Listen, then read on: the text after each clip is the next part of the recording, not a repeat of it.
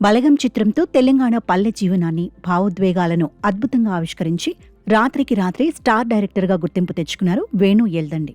ఆ విజయం అందించిన ఉత్సాహంతో ఆయన తన తదుపరి ప్రాజెక్ట్ ఎల్లమ్మను ప్రకటించారు. ఈ కథ కోసం దాదాపు 3 ఏళ్ల సమయం కేటాయించడమే కాకుండా సినిమా ప్రకటన వచ్చినప్పటి నుండే ప్రేక్షకులు దీనిపై భారీ అంచనాలు పెట్టుకున్నారు. గతంలో ఈ సినిమాలో హీరోలుగా నాని లేదా నితిన్ నటిస్తారనే ప్రచారం గట్టిగా సాగినప్పటికీ చివరకు ప్రముఖ సంగీత దర్శకుడు రాక్ స్టార్ దేవిశ్రీ ప్రసాద్ ఈ చిత్రంతో హీరోగా వెండితెరకు పరిచయం కాబోతున్నారు.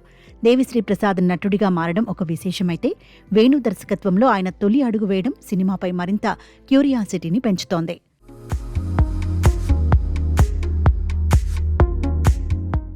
బలగం వంటి సక్సెస్ తర్వాత శ్రీ వెంకటేశ్వర క్రియేషన్స్ బ్యానర్పై ప్రముఖ నిర్మాత దిల్ రాజు ఈ చిత్రాన్ని నిర్మిస్తున్నారు. కథలోని బలంపై ఉన్న నమ్మకంతోని దిల్ రాజు ఈ ప్రాజెక్టును ఎంతో ప్రతిష్టాత్మకంగా, గ్రాండ్గా ప్లాన్ చేస్తున్నారు.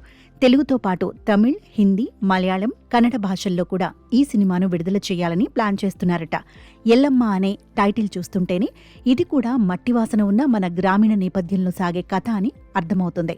మొదటి సినిమాతోనే సెంటిమెంటును పండించి అందర్నీ కదిలించిన వేణు ఇప్పుడు ఎల్లమ్మతో ప్రేక్షకులను ఏ విధంగా మెప్పిస్తారో వేచి చూడాలి.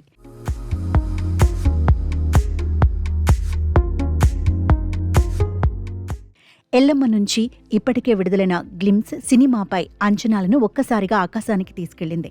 ఈ గ్లిమ్స్ను బట్టి చూస్తే ఈ కథ నేపథ్యం ప్రధానంగా తెలుగు రాష్ట్రాల్లో, ముఖ్యంగా నైజాం ప్రాంతంలో కోట్లాది మంది భక్తులు ఆరాధించే గ్రామదేవత రేణుకా ఎల్లమ్మ చుట్టూ తిరుగుతుందని స్పష్టమవుతోంది.